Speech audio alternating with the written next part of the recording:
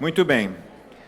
Chamaremos agora um grande colaborador do Amor Exigente, o Dr. Ronaldo Laranjeira, que eu me atrevo a chamar de um grande amigo, com a palestra Dependência Química e suas comorbidades. O Dr. Ronaldo Laranjeira é médico formado pela Escola Paulista de Medicina em 1982, com residência em psiquiatria pela mesma instituição.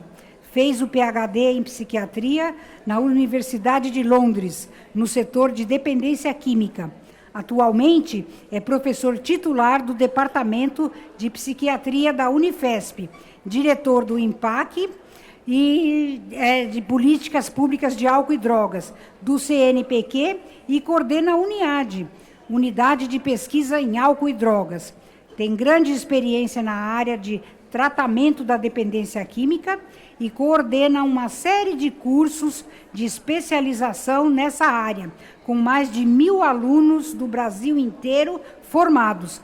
Tem mais de 180 artigos científicos publicados.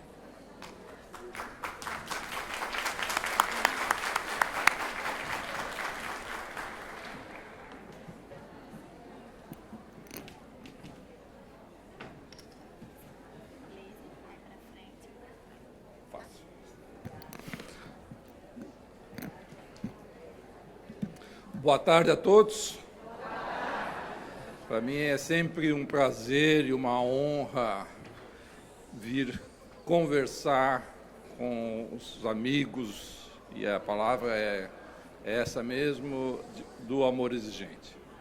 Eu sinto realmente um privilégio, no sentido assim de que aceito, né, e sou um grande admirador e entusiasta do Amor Exigente, porque o Amor Exigente ele consegue trazer as experiências de dor de cada familiar que conseguiram e estão tentando a superação do problema das drogas e acabam aceitando também a opinião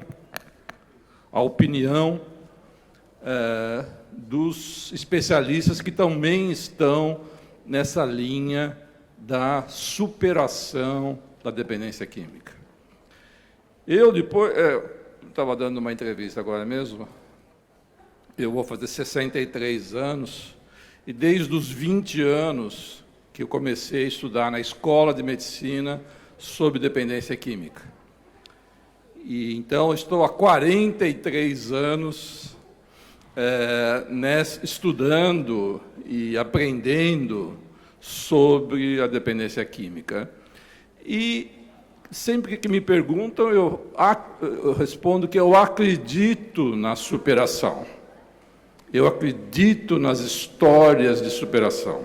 Por mais difícil, por mais penoso que possa ser a recuperação, eu acredito, e toda a minha história pessoal, profissional, né, me transformei com o tempo em pessoa pública, no sentido que eu vivo dando palpite em todos os tipos de política. Eu acho que é uma obrigação da minha parte de estar ativo e participar do debate, né? Porque a sociedade, muitas vezes, o que influencia a sociedade não é... O que influencia a sociedade não é o que vai trazer maior benefício. Existe, no meu modo de ver, uma perda de valores nas últimas décadas, e o uso de substâncias ele entra num período de vulnerabilidade da sociedade. Então, nós temos que ter vozes, né? Enquanto eu estiver vivo e minimamente lúcido, eu vou continuar sendo uma voz não só contra o uso de substâncias, mas a favor da vida, né? Amanhã vai ter uma homenagem... Vai ter uma homenagem aos 100 anos do Padre Haroldo, né? E eu acho que a essência dos ensinamentos do Padre Haroldo é a valorização da vida.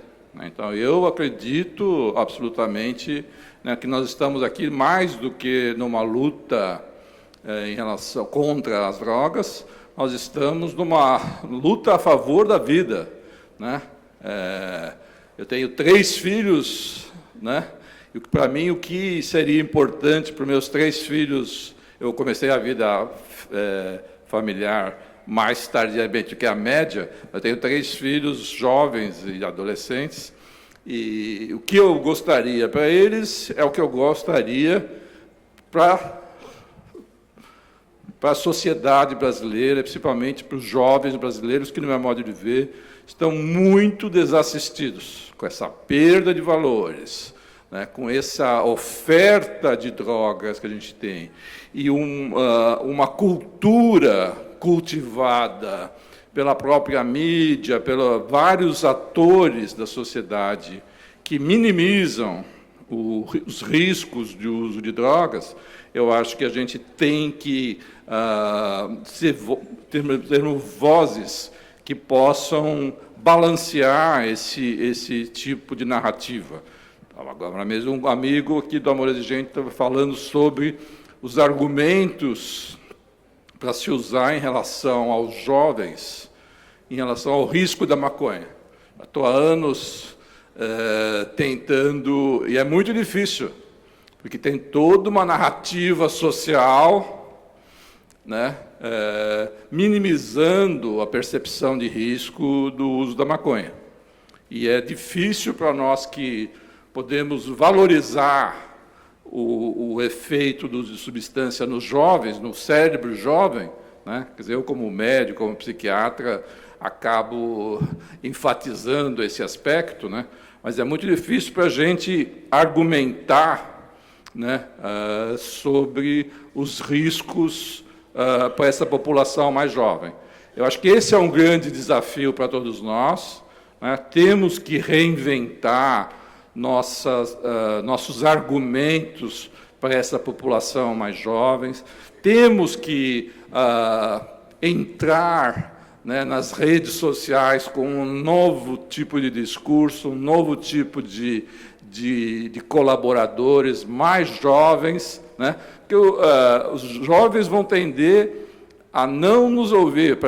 Eu acho que eu sou absolutamente incompetente para me fazer ser ouvido, entendido e aceito pela população mais jovem.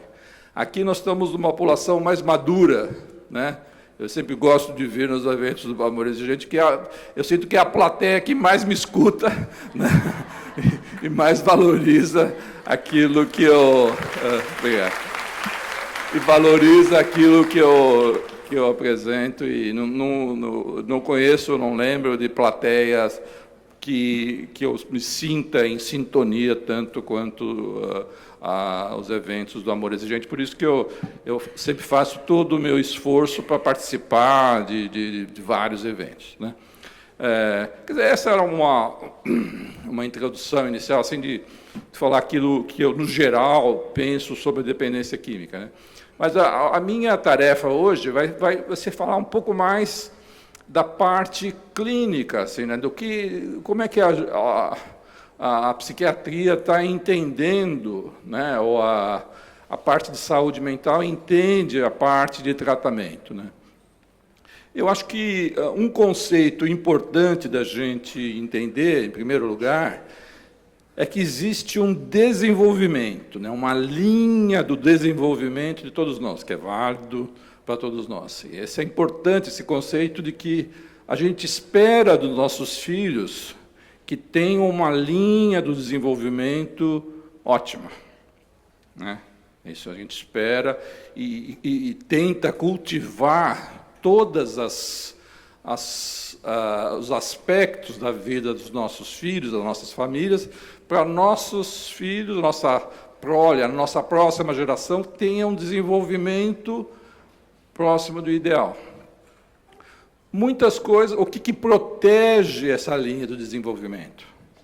isso que a gente chama os fatores de proteção. O que a gente pode fazer de melhor para nossos filhos, proteger e ter o máximo possível dessa linha do desenvolvimento? Então, esse é o que a gente chama dos fatores de proteção. Se é uma família estável, se o pai e a mãe têm comunicação boa, se tem valores religiosos, se a criança está indo bem na escola, se não estiver indo bem, poder ser amparada, né, que não tenha consumo de drogas perto da família, né, que exista uma participação em esportes, na vida cultural. Esses são os que a gente chama os fatores de proteção. Se vocês perguntarem aonde isso foi feito, isso é uma coisa meio teórica na minha cabeça. O país que teve o melhor projeto de prevenção avaliado foi da Islândia. E o que a Islândia fez? Lógico que a Islândia é um país de 300 mil habitantes, um país congelado, mas se você ver, eu até escrevi no blog de médicos da Veja uma peça que tem um resumo da prevenção na Islândia, que qualquer um pode acessar, isso que eu vou acabar de falar. Mas a Islândia, ela fez exatamente isso, ela aumentou os fatores de proteção dos jovens da Islândia. Deu ensino mais personalizado, deu esportes, pelo menos 2 esportes, vida cultural e monitoramento. Depois das 18 horas, ninguém com menos que 12 anos para estar na rua, ou 14 anos. Depois das 20 horas, ninguém depois dos 16 anos. E tem um tipo de controle ambiental de que para proteção dos adolescentes na rua. Aí, se você vê os números da Islândia, você vê uma diminuição de consumo de todas as drogas. Álcool, inclusive, né? Que eu tenho sempre que falar isso. O álcool é a principal droga do adolescente e na Islândia você vê a queda quando você oferta os fatores de proteção. Lógico que você tem que, para continuar nesse desenvolvimento, essa linha do desenvolvimento bom, você tem que evitar os fatores de risco. Tem que aumentar os fatores de proteção e diminuir os fatores de risco. Quais são os fatores de risco? Se a família é disfuncional, né, se tem droga perto da família, se a criança não vai bem na escola, se tem amigos que usam drogas, se não tem interesse por esporte ou interesse cultural, né? Aí você tem uma série que são mais ou menos o espelho de fatores de proteção, são os fatores de risco. Então, o que vai determinar, né, populacionalmente se vai ou não ter consumo de drogas é o balanço entre fatores de risco e fatores de proteção, né? Lógico que você tem fatores que a gente não controla e deixou acontecer no Brasil. Eu insisto também que a oferta de drogas aumentou muito. E o preço das drogas diminuiu muito. O crime organizado organizou, né, como o crime organizado, ele organizou uma rede de venda de drogas que vai da pequena à grande cidade do Brasil inteiro. Então, nós deixamos como sociedade isso acontecer, que o crime organizado tomou conta da distribuição, né? Diferente de outros países, o crime organizado aqui no Brasil, ele adotou a tática de varejo, uma distribuição ampla da droga. Diferente, sei lá, quando a gente vê os filmes do Pablo Escobar, que exportava tonelada de cocaína e recebia toneladas de dólares, quer dizer, é um tipo de tráfico, né? É um tipo de atacado da droga, e isso existe, continua existindo, mas no Brasil, né, o nosso maior problema, nós não somos produtores de drogas, né, como cocaína ou maconha, né, mas o crime organizado, ele criou essa rede de varejo muito eficiente e com baixo custo. Sempre que eu vou em reuniões internacionais, como aconteceu 2 semanas atrás, eu estava em Singapura, e quando a gente fala que uma grama de cocaína custa $1, né? Que o cigarro de maconha custa menos de $0,5, né? As pessoas não acreditam, relutam em acreditar, obviamente, o quanto que isso impactou, esse baixo custo com uma rede de distribuição muito grande. Pois bem, esses são fatores macro, né, fatores sociais, que a gente não pode desconsiderar, né? A gente pode fazer o melhor da rede de proteção para os nossos filhos, né, dos fatores de proteção para os nossos filhos, mas eles vão ser expostos a uma sociedade que ficou muito tolerante, né, e até, eu acho que, espero que isso esteja mudando, né? Acho que o discurso do governo é de se opor ao crime organizado, e tem aí ideias que eu acho vigorosas e há tempo de poder reverter. Eu tenho esperança de que, pelo menos, reverta, contenha o crime organizado. Eu tenho realmente, mais do que qualquer outra coisa, esperança de que esse e os próximos governos caiam na real e possam fazer algo mais efetivo em relação ao crime organizado. Muito bem, mas o que está na nossa linha de influência é tentarmos proteger o máximo possível os nossos familiares. Por isso que eu defendo a ideia que os pais, as famílias, os avós, né? Eu também, coincidentemente, escrevi um artigo para a Veja no blog de médico sobre os avós e o uso de drogas. Esse também é um fenômeno que, às vezes, as pessoas têm filhos que estão usando drogas e os filhos têm filhos. E acaba sobrando um fardo para os avós muito grande. Então, nós temos que envolver, do meu modo de ver, não só os pais, como os avós, como agentes de prevenção. A gente fala muito, e, obviamente, faz sentido falarmos, esperarmos que os professores sejam agentes de prevenção. Temos que achar formas de darmos ferramenta para a escola poder ter um papel na prevenção. Mas a escola do Brasil tem tantas necessidades, né, que o meu receio é que vai demorar um tempo para as escolas terem as ferramentas necessárias para a prevenção. Eu vejo isso acontecendo, por exemplo, na escola dos meus filhos, que se dependesse da escola dos meus filhos para prevenir, eu acho que meus filhos estariam muito mal os lençóis.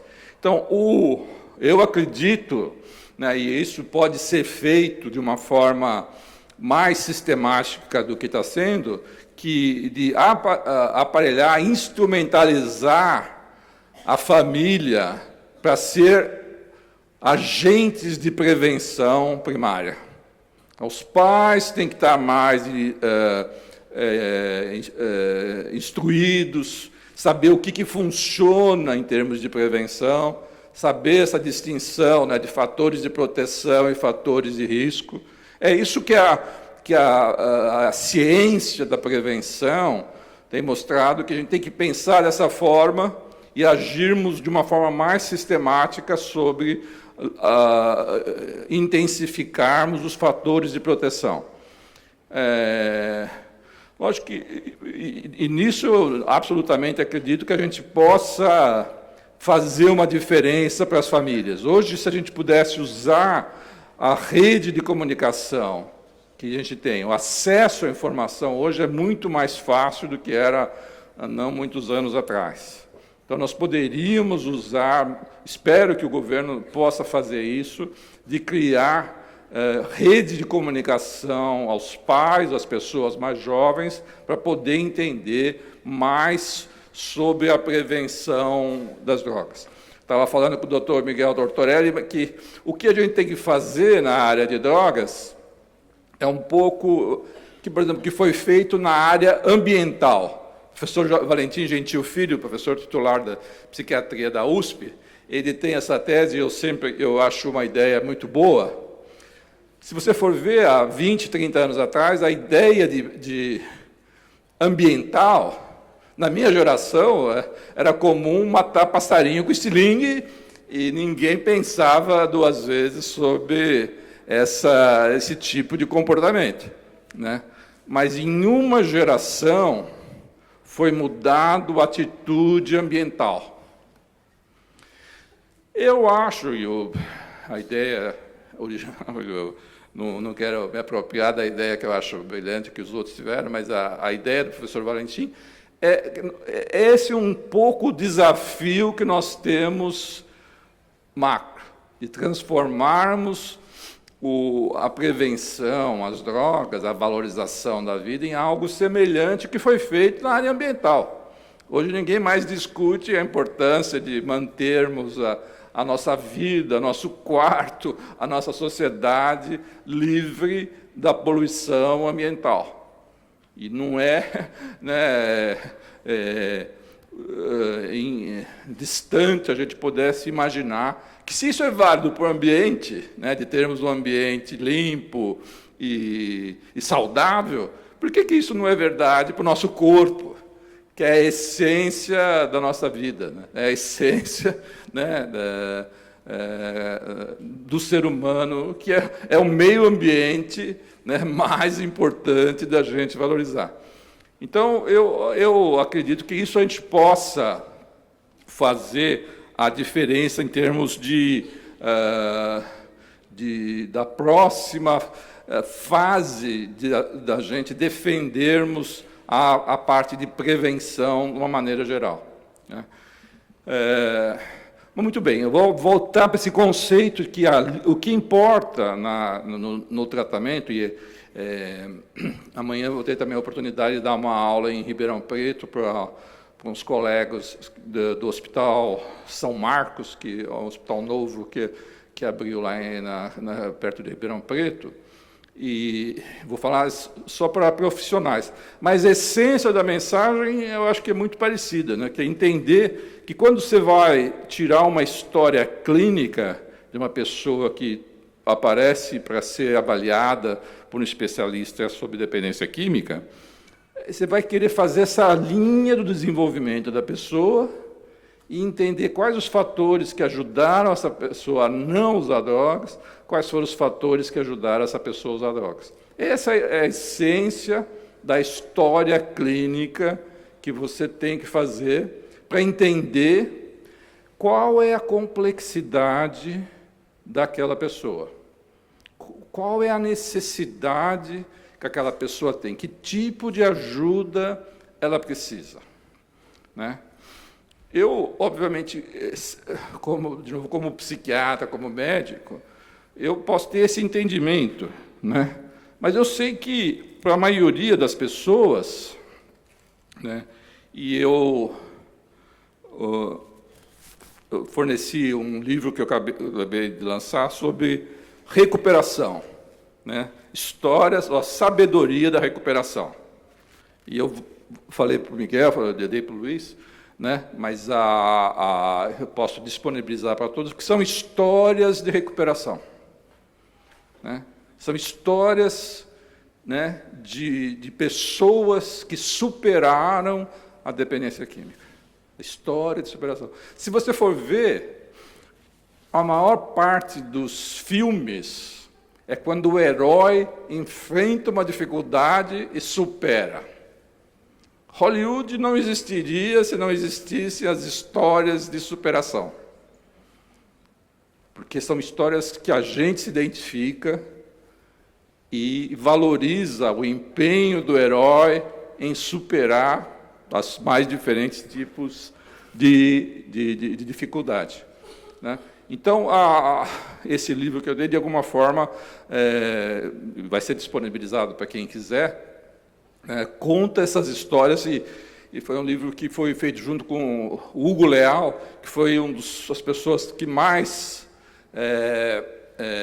estimularam os grupos de alcoólicos anônimos no estado de São Paulo e no Brasil inteiro, né? E, infelizmente, ele veio a falecer logo depois de ter feito esse projeto importante, que ele coletou as histórias de superação. Por isso que o livro chama-se A Sabedoria da Recuperação. Então, é importante a gente ter esse conceito que uma coisa é o tratamento, aquilo que eu vou falar em seguida, na nossa forma de tratamento. Uma coisa é o tratamento médico, psicológico, e todos os componentes que a gente possa fazer de oferecer para a pessoa tratamento, né? Esse tratamento voluntário, involuntário, tem uma rede de aspectos que a gente chama de tratamento. Esse é um conceito de saúde, feito por profissionais de saúde.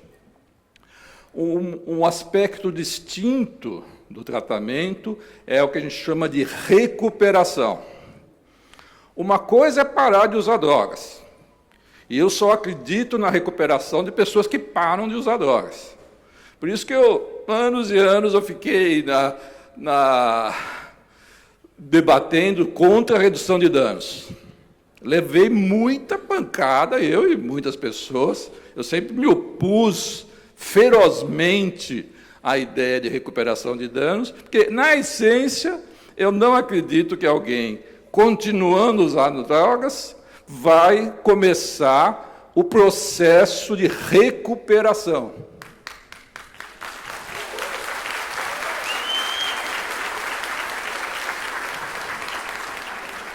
A recuperação é um processo complexo. A pessoa parou de usar drogas, ela tem que recuperar os seus valores, tem que recuperar a sua vida social, tem que recuperar a sua vida profissional, ou a sua vida acadêmica. Então, são vários aspectos, que uma coisa é parar de usar drogas, isso é fundamental, senão a recuperação não se desenvolve. Mas a recuperação, ele é um processo complexo, né? E eu estou sugerindo ao Dr. Quirino, que esteve aqui ontem, estava falando com o Miguel também, um curso sobre recuperação. Um curso na internet sobre o que é recuperação, como valorizar a recuperação. Isso é um curso para pais, mães, pessoas em recuperação, que isso eu espero que seja feito. Esse é um projeto que eu, pessoalmente, gostaria de estar envolvido, né? Mas que eu espero que o atual governo financie. Eu falei isso para o Quirino, se entusiasmou, ele é absolutamente entusiasmado, eu gosto muito dele, publicamente confesso minha admiração pelo próprio Osmar Terra e pelo Dr. Quirino, não tenho conflito de interesse nesse sentido, eu absolutamente tenho sintonia com essas pessoas, mas, para mim, o projeto é esse, é fazer um curso para milhares de pessoas. Você pode fazer isso pela internet hoje fácil, né? Tem livros, né, que eu sou um viciado em livros, e tenho livros sobre a recuperação, sobre os processos de recuperação, né? Eu espero que no próximo Congresso do Amor Exigente a gente já esteja esse curso andando e a gente já esteja discutindo num nível mais alto de quais são os fatores que possam sustentar a recuperação das pessoas no Brasil. Então, esses dois conceitos são importantes porque eles são complementares.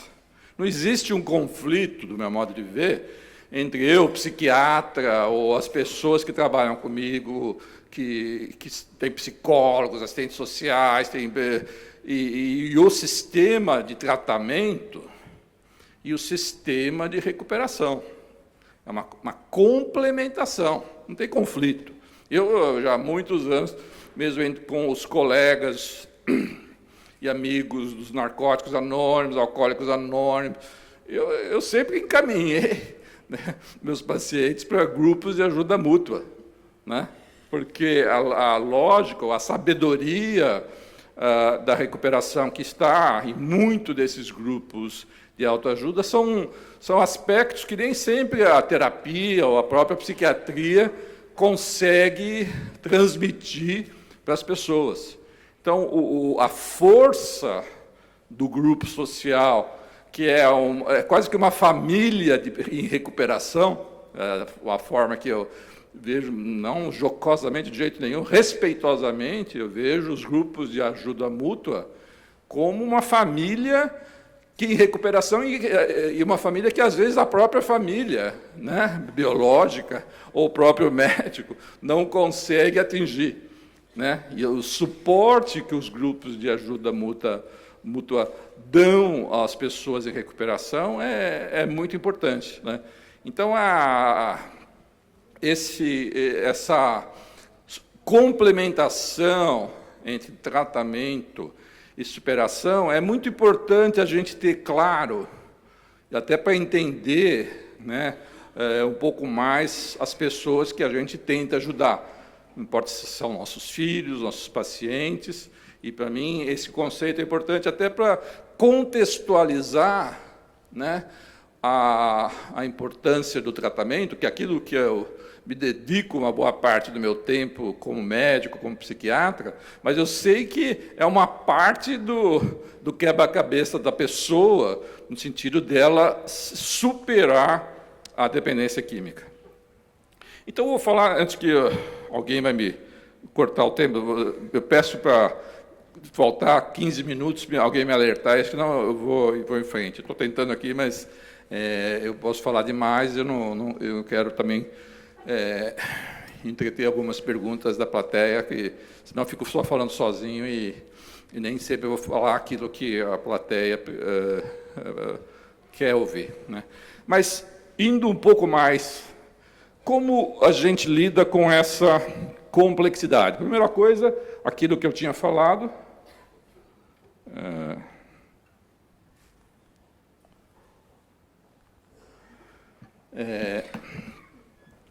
primeiro a gente entender a curva do desenvolvimento da pessoa. E é importante nessa curva do desenvolvimento que a gente fique atenta na primeira infância. Na prática, como é que eu faço? Eu converso com os pais, com o paciente, como é que se foi desenvolveu até os 10 anos? Como é que foi na escola, como é que era a vida familiar, como era... Você faz um bloco de até os 10 anos. Aí, dos 10 aos 20 anos. E nisso você já tem um bom aspecto de como se desenvolveu a curva da pessoa. Então, esse é um conceito... Falta 15 minutos? Então, vou correr aqui. Desculpa aí. Essa só foi a introdução, né? Na introdução eu já queimei o meu tempinho aí. Mas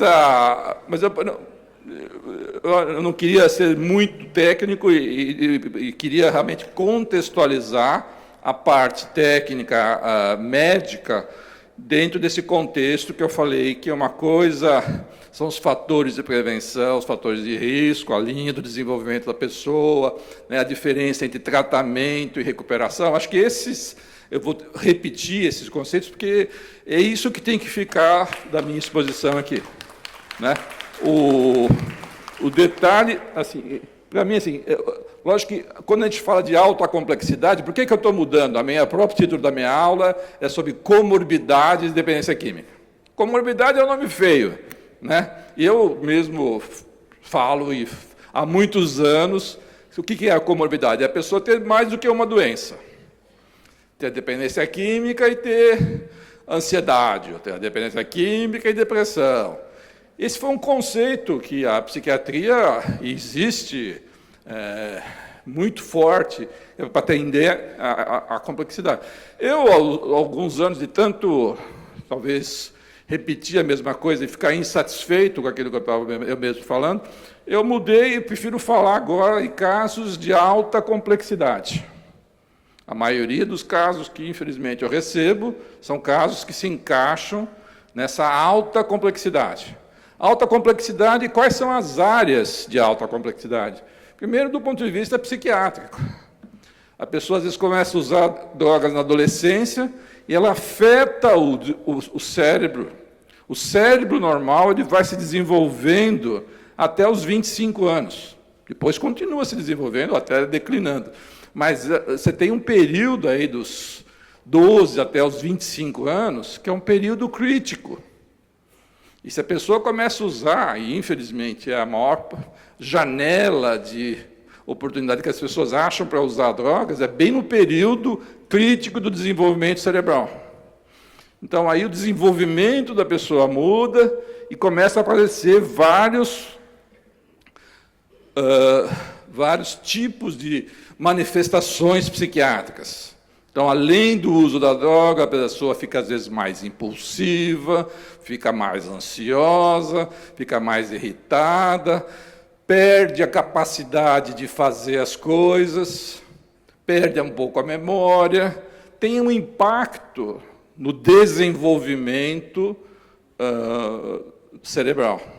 E isso faz parte dessa área afetada, que é a área psiquiátrica. Então, tem vários aspectos que o psiquiatra tem que entender. A pessoa tem uso de droga, mas o cérebro desbalanceou, tem ansiedade, tem sintomas de ansiedade, tem sintomas de depressão, tem sintomas de perda funcional. Então, você tem que fazer um quebra-cabeça, por isso que na figura está essa forma de quebra-cabeça, que não tem só, às vezes, um diagnóstico psiquiátrico. Lógico que a família sempre quer. Qual é o diagnóstico? Né? E a tarefa do psiquiatra, ou do psicólogo, ou do profissional de saúde, qual que é, né, o mapa do diagnóstico dessa pessoa? Tem que dar. Né? Você tem que ter, no mínimo, um plano de voo, né? E o plano de voo está relacionado com os diagnósticos, ou um diagnóstico, ou vários diagnósticos que você possa ter para você fazer depois o plano de voo, que é o tratamento. Mas a gente tem que entender que são essas... o impacto psiquiátrico é significativo. E a gente tem que entender essa complexidade. Porque senão vocês ficam falando só, foi a droga. Não, mas a droga pode ter desregulado vários aspectos psiquiátricos. E a gente tem que estar entendendo essa complexidade. Lógico que outra área que está afetada é a área familiar. Não preciso falar isso para vocês, que a partir do momento que a pessoa começa a usar drogas, a família se desorganiza. A família tenta ajudar de várias formas, ou conversa, ou apoia, ou critica, ou tira para fora de casa, faz vários mecanismos, né, porque vai ficando... tem um impacto do uso da droga no funcionamento familiar. E a gente tem que fazer o diagnóstico do que veio primeiro, se foi o uso de drogas, ou se já tinha fatores de risco antes na família. Você tem que entender como que a família se organizou, se desorganizou em função do uso de drogas. Outra área é aquilo que a gente chama cognitivas. Eu não quero tornar complexo, mas cognitivo, o que é cognitivo? Aquilo que eu mencionei. A pessoa começa a usar drogas, as funções cognitivas, o que são as funções cognitivas? A memória é uma função cognitiva. A atenção é uma função cognitiva. Tem uma função cognitiva que chama a parte de planejamento. Né? Chama de função executiva. É um nome pomposo, mas o que é a função executiva? Função executiva é a capacidade de pensar, planejar e fazer uma coisa após a outra. A gente pode fazer isso automaticamente. Mas uma das coisas que a droga mais afeta é a função executiva. O usuário de maconha, né, afeta o quê? Memória, atenção, função executiva e até mesmo o coeficiente de inteligência. A inteligência é uma das funções. né? E a maconha tem uma queda de 7, 8% do QI, né, do coeficiente de inteligência de quem usa maconha. Isso tem evidências demais sobre isso. Então, as funções... A pessoa fala, a maconha não causa overdose. Até agora isso tem sido verdade. Mas isso está mudando, né? Com os vaporizadores, né? A concentração de maconha que, na década de 60, que era 1% de THC, que é o princípio ativo da maconha, eu recentemente atendi um advogado que estava usando o vaporizador com 70% de THC. É outra droga. E isso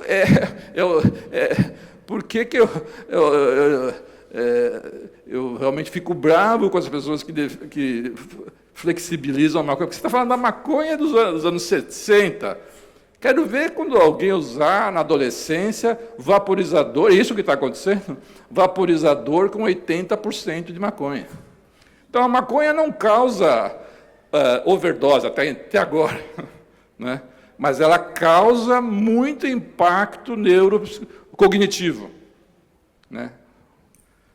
E isso é uma perda para a população jovem demasiadamente grande, de você ficar com algum tipo de dano cerebral, que é um outro nome feio de se usar, mas é o que é, né? O dano cognitivo, que pode ser sutil, mas é significativo, né? Da pessoa não poder fazer as funções executivas, não poder trabalhar, não conseguir estudar, porque houve um dano cerebral, ou um dano cognitivo.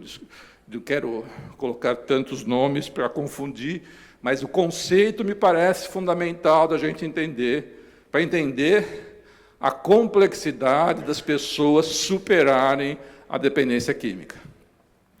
E, obviamente, você tem outras áreas que adicionam na complexidade, né? Quem me antecedeu estava contando a história de ter testes de HIV e tudo mais. Isso não é só HIV, você tem hepatite, você tem vários outros problemas clínicos que vão se interpondo aí quando a gente faz uma avaliação de alguém com dependência química, né? Outra área que fica afetada, e na minha experiência nesses últimos anos, eu tive que aprender bem mais do que eu tinha interesse ou que eu achava que era necessário, de aprender qual é o impacto jurídico na vida dos meus pacientes. Eu não tenho semana que eu não esteja na frente de um juiz como assistente técnico de uma parte. Essa semana mesmo eu fiquei uma tarde toda discutindo uma questão de guarda familiar em relação à dependência química. Então, a diversidade de problemas jurídicos aumenta muito e causa um impacto, e a gente tem que ajudar as famílias e agir muitas vezes e aprender, né? Como eu falei, eu acho que eu tenho aprendido muito nessa área jurídica, né? E sendo solicitado, tendo que estudar, porque as pessoas vão desenvolvendo, né? Tem que tirar pessoas matam os pais, né? Infelizmente eu tenho casos extremos, né? Do filho matar o pai, matar a mãe, né?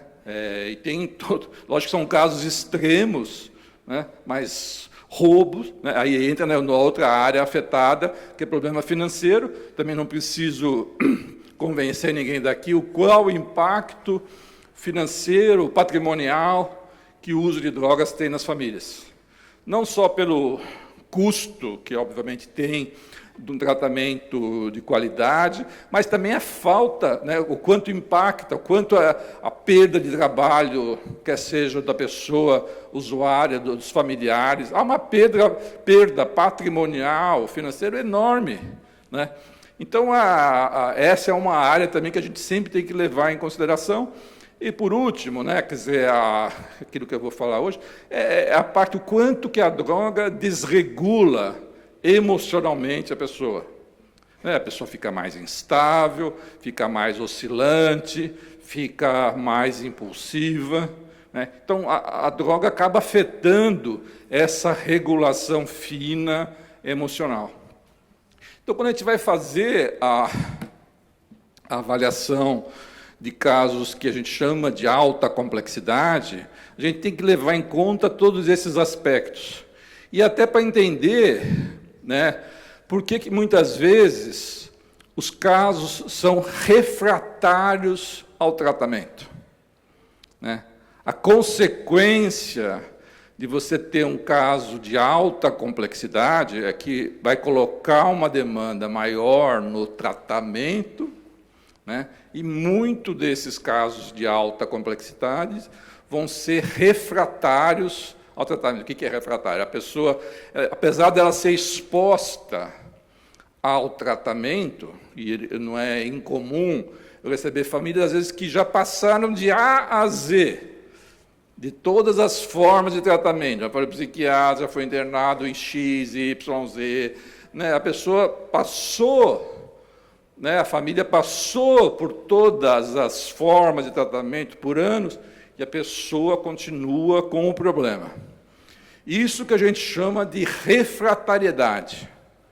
Longe de mim ser crítico ao que foi feito, né?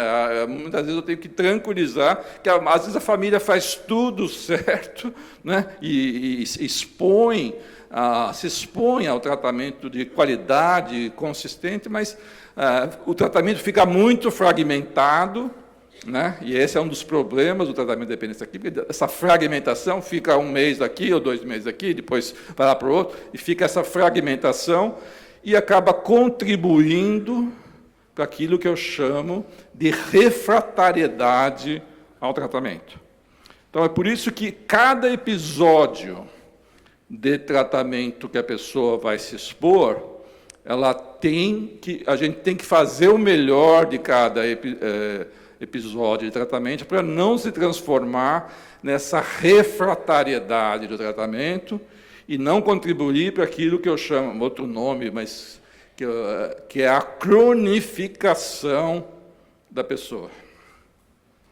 Em psiquiatria, né, e acho que em medicina de uma maneira geral, para nós a pior palavra que pode ter é a cronificação. A pessoa, em vez de aproveitar o episódio agudo de tratamento e o tratamento ter um impacto, ela ficar recaindo, não só recaindo, né? A recaída, não é que eu gosto de corrigir isso, não é que a recaída faz parte do tratamento, a recaída faz parte da doença. Enquanto a pessoa estiver doente, ela continua recaindo, a não ser que ela fique mais estável e pare a recaída. A recaída não é normal, ela é uma crise do tratamento. A gente tem que reajustar o tratamento exatamente por causa da recaída. Né?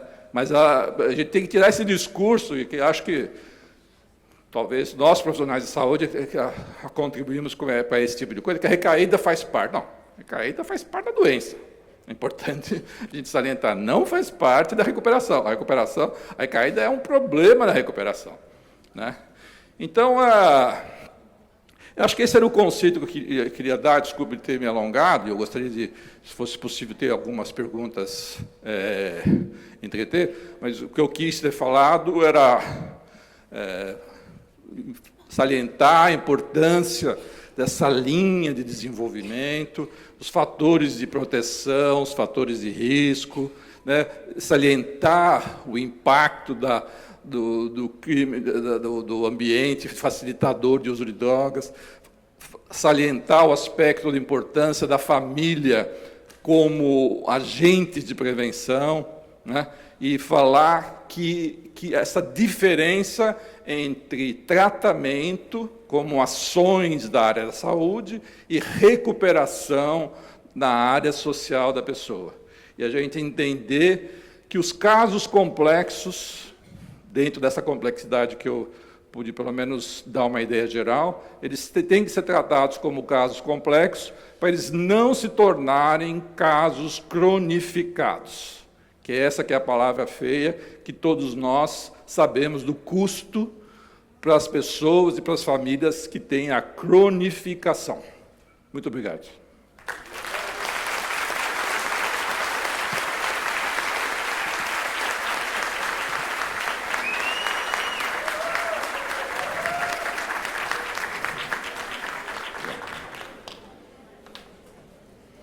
Tem um minuto de pergunta, né? Você que sabe.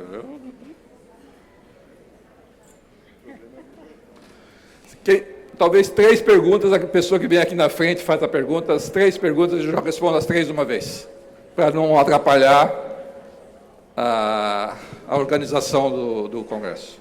Então, olha, 3 perguntas. Os 3 primeiros que chegarem aqui farão curto e grosso. Mas é pergunta. Não, no microfone. Curto e grosso. O usuário de maconha há 20 anos, ele ainda está arriscado a ser esquizofrênico? Obrigado. Próximo. Vou responder. Eu queria saber, nessas pesquisas dos últimos anos, se existe um índice de melhora de tratamento mais eficaz ou eficiente devido à idade. Idade adulta, jovem, e assim por diante.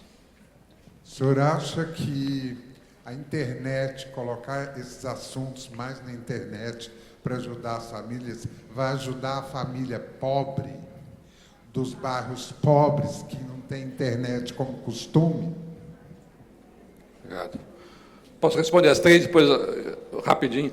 Primeiro, assim, 20 anos de uso de maconha, às vezes a pessoa pode não desenvolver a esquizofrenia plena, mas tem uma condição que a gente chama assim de sintomas psicóticos subclínicos, que é um nome feio, desculpe, de médico sempre tem essa coisa às vezes, de colocar um outro nome, mas existe um conceito que é esse, que é sintoma psicótico subclínico. A pessoa, às vezes, não desenvolve, não fica paranoide, não fica alucinando, entendeu? Mas ela fica com uma série de sintomas incapacitantes.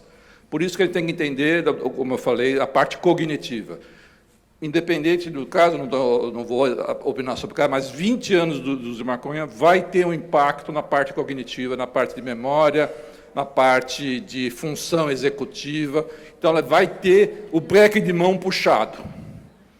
A segunda pergunta foi sobre o tratamento.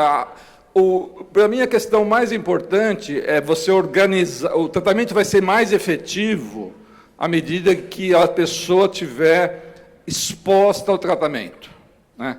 Então,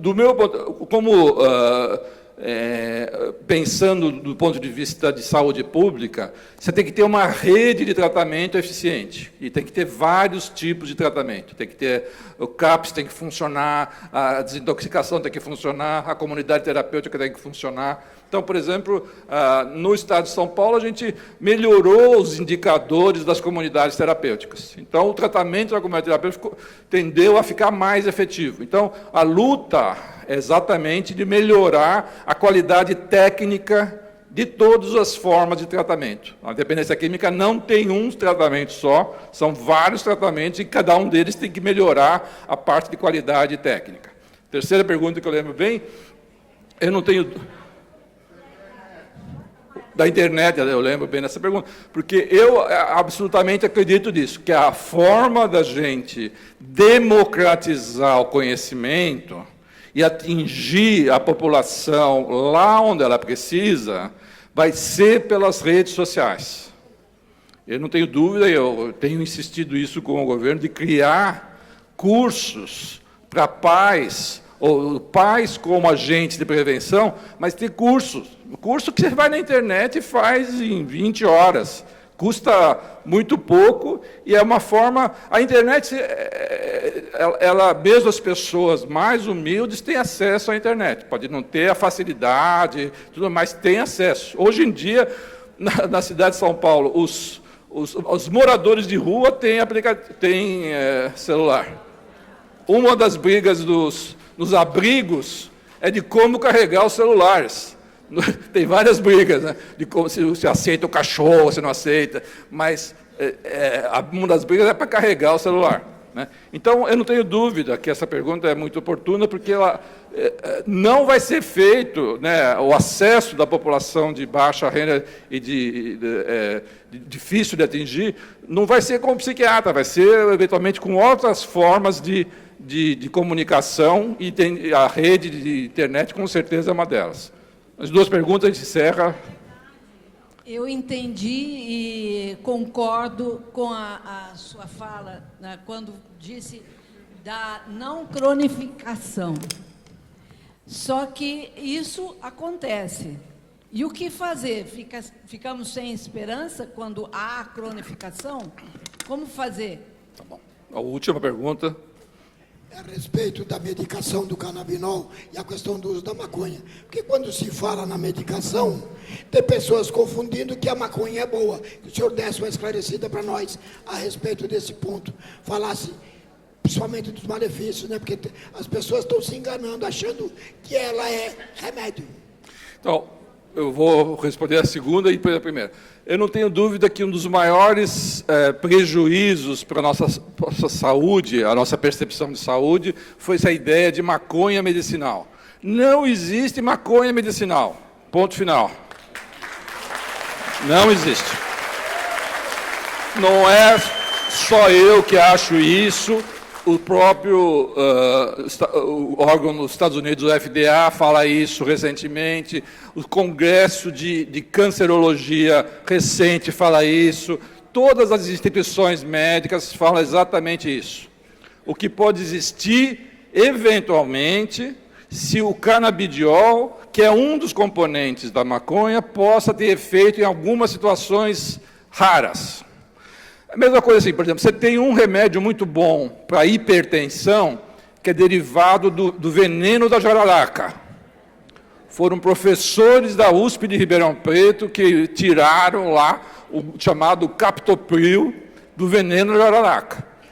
Mas o remédio é bom, mas você não vai dar veneno de jararaca para hipertenso melhorar, né? Então, a gente tem que saber a distinção. A medicina ela sempre pode se beneficiar de componentes de planta, né? Mas não usar a planta, né? Assim como não usa o ópio, você usa a morfina terapeuticamente, você usa vários outros medicamentos, digoxina para o coração, seu derivado de plantas, mas não, você não vai comer a planta, não faz sentido. Isso é parte do discurso da legalização, de tornar a maconha, de sair da erva do diabo e de ver a erva que até a vovozinha deveria tomar para ficar melhor. Isso é um risco, isso é absolutamente um desserviço para a saúde pública do Brasil. A segunda pergunta, que eu queria acabar a minha apresentação, e peço desculpa de ter me alongado e entrado no outro colega que vai falar, é assim, existe a cronificação. Aí você vai ter que ter tratamentos para a cronificação. Um dos efeitos da cronificação é isso. Às vezes a memória fica prejudicada, a atenção fica prejudicada, a função executiva fica prejudicada. Hoje em dia você tem formas de tratamento para melhorar essas funções. Isso vai ser feito, eu ia até mostrar, tem um aplicativo, mas não vou fazer propaganda do aplicativo, mas que chama CogMed, né, só para COGMED, que faz exatamente isso, faz exercícios de memória, exercícios de atenção. Num futuro não muito distante, essa parte cognitiva vai ser feito pelo aplicativo, não vai ser feito por profissionais. Então, essa vai ser o futuro. Então, não é que a pessoa cronificou e nós, o sistema de saúde, desiste da pessoa. O objetivo não é desistir das pessoas, a pessoa entra numa outra fase e a gente tem que adaptar o tratamento a essa nova fase para a pessoa, aí sim, se reabilitar. Se a pessoa cronificou, é que a reabilitação dela está truncada, E a gente, por isso que o conceito, uma coisa é tratamento, outra coisa é reabilitação. E eu gostaria de terminar, eu acredito na recuperação. Obrigado.